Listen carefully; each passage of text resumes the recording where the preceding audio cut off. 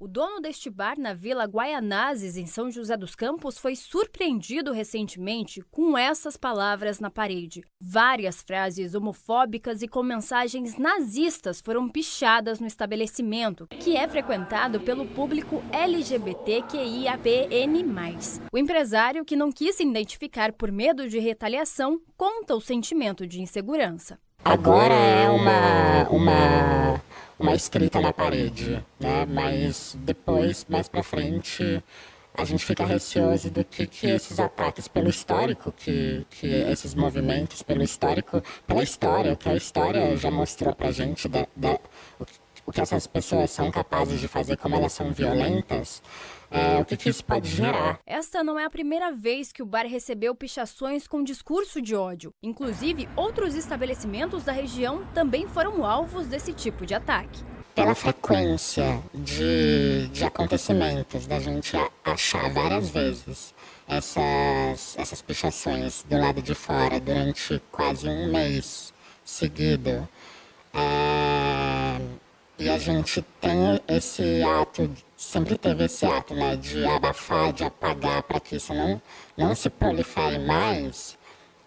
Nessa constância, a gente foi deduzindo que isso começou a ser um alvo, começou a ser um ataque, principalmente pelo nosso posicionamento, pelo lugar que a gente construiu de acolhimento para as pessoas. O preconceito é considerado crime no Brasil, assim como fazer apologia ao nazismo. O discurso avesso à diferença, que não reconhece a diferença e ataca a diferença e o diferente, né, de forma agressiva, verbalmente, oralmente, né, ou por escrito, historicamente associado a movimentos de genocídio. Para esta advogada, denúncias de crimes de ódio começaram a ganhar força nos últimos anos. A gente percebe, felizmente, um aumento das denúncias, né?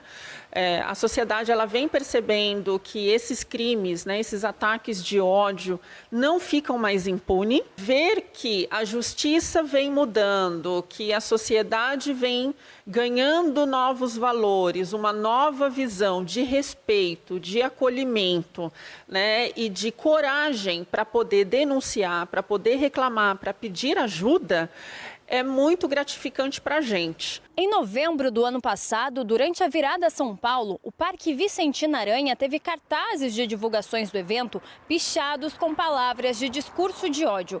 Mas esse não foi um caso isolado na cidade. Recentemente, um homem foi alvo de busca e apreensão pelo crime de nazismo aqui em São José, uma ação direta da Polícia Federal. Foi possível identificar um senhor, já com idade, que vinha divulgando nas redes sociais e pela internet mensagens de apoio ao sistema nazista.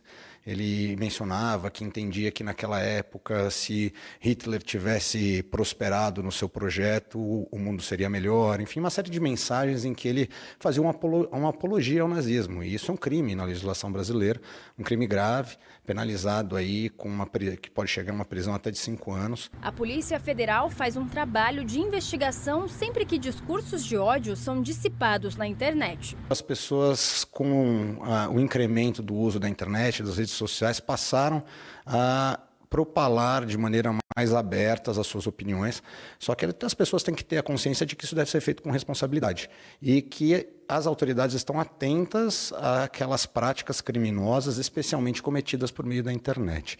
Os casos têm aumentado, mas a Polícia Federal vem fazendo um trabalho intenso de monitoramento dessas redes. Quanto mais casos forem denunciados, mais vítimas podem fazer o mesmo, registrar boletins de ocorrência sobre o assunto. É através dos registros que as autoridades públicas terão acesso a essas ocorrências, né? Como a gente costuma falar, né, por onde a gente passa, denunciem, não se calem, porque é através da denúncia que a gente consegue buscar o socorro devido. A base principal aí do combate ao discurso de ódio é a educação. A educação para a paz, como se chama no contexto da ONU, né? A educação para a tolerância, para o convívio com a diversidade.